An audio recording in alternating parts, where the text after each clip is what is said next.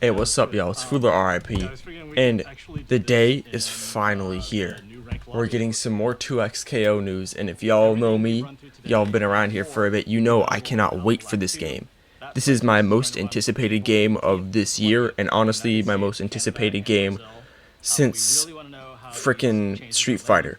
So the main thing that this update does is address a lot of the issues that a lot of people had, including me with Alpha Lab 1. The control system inputs have been streamlined. For example, down heavy is now your anti-air and your launcher at the same time, which you had to do down forward heavy for like a launcher in the last build. And a lot of things like that, like little changes to help new people not get confused upon like little fighting game things, which I think is a fine change, is supers. Instead of being done with down super and down super, they're now done by super and pressing another button. So for example, if I wanted to do my level 1 or my S1 super, I would press the S1 button and one of my attack buttons. I'm not sure if this is an amazing change because it does seem like it can be misinputted very easy. So they've also changed how sweeps and overheads work. So instead of being forward medium, it's down forward medium. And instead of sweep being, I can't remember what sweep was, but anyway, now it's down forward heavy.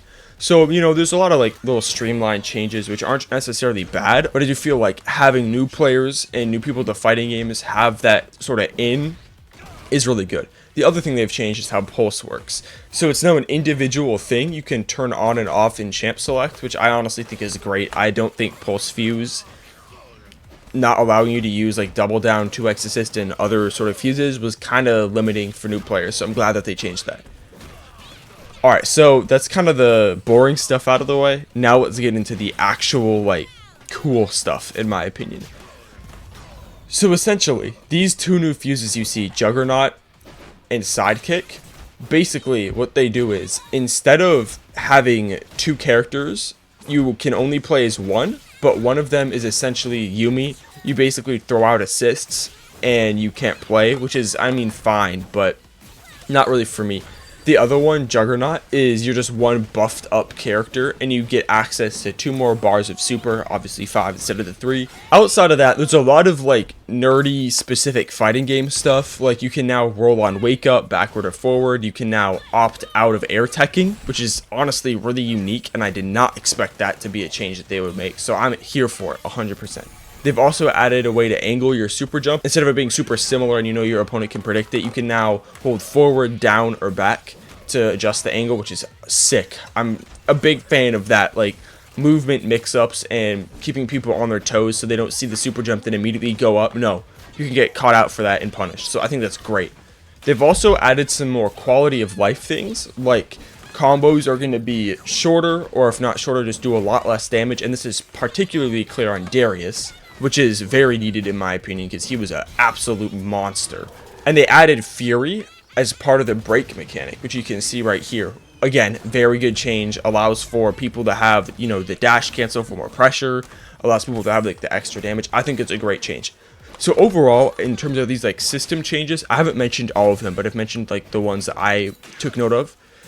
Overall, this seems like they're trying to balance the new player and very like nerdy fighting game players and kind of find a happy medium, which could go one of two ways. It can either work and be great, or it can not work and kind of screw the game up a little bit. But so far, I have faith in the 2XKO development team. They've made such a fun game, y'all, so I'm excited. I think it will be great. Finally, we got Jinx. So, I was talking to one of my friends about this. This character looks like a brawler zoner. She's got some traps that you can lay down. She's got like a bison bomb that you can attach to them and it will explode and you can like dash up for a follow-up. She's got a lot of ways to convert combos. Like after her Gatling gun, she can shoot rockets, and then she's got like a slide too. In the dev like footage matches, they were going crazy. I'm so excited to get my hands on this character. So if you are looking forward to your favorite character being in this game and you're wondering, oh, are they gonna have like sauce? Are they gonna be cool? I can all but guarantee you they are. They've been like, what, how many characters in this game now? Like 6 or 7? And they are 7 for 7 or 6 for 6. All of the characters are super cool. And I wouldn't expect a lot of character specific nerfs. I would expect a lot of system wide nerfs. Like the nerf to combo damage and combo length definitely hits Darius.